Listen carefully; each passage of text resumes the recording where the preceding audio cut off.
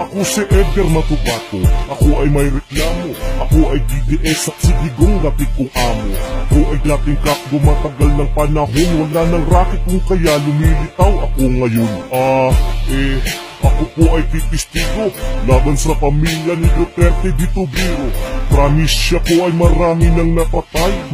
Bakit mo nasabi? Kasi ako ang kasabay. Ako'y sumusunod lang po sa mga utos ni Digong. Pinatay ko nga ang nagngangalang Sally Macdom. Siya po ay terorista, ako po kumitil nun. Teka muna wait, search ko nga sa Google yun. Sally Macdom. O ba't walang lumabas? Gumagawa kaya pa ng sariling palabas? Naku, hindi po totoo. Ako po mismo may alam. Maiba po tayo. Ganito na lang. Yung anak ng sipulo, gumagamit po ng droga. Talaga harap-harapan mong nakita? Di ko po nakita. Bakit mo nasabi?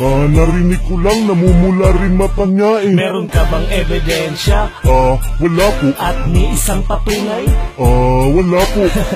Hanip pa, bakit panay bintang ka lang? Maniwala kayo sa akin, marami pa akong alam. May pinagpaparil nga kaming lalaki.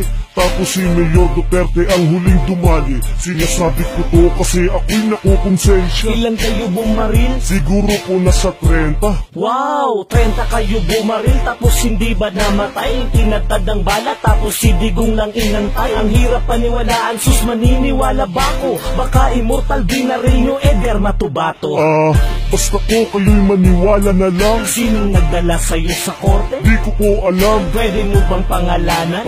Di ko yun kilala. May amnesia ka na yata, bakit di mo maalala? Hindi bali na po kung nandito ako sa korte. Alam niyo po ba na may pinasabog po na moske? Sino nagpasabog? Kundi si Mayor Digong. Tapos ilan ang namatay? Wala pong tao nun. Magpapasabog ka, tapos walang tao.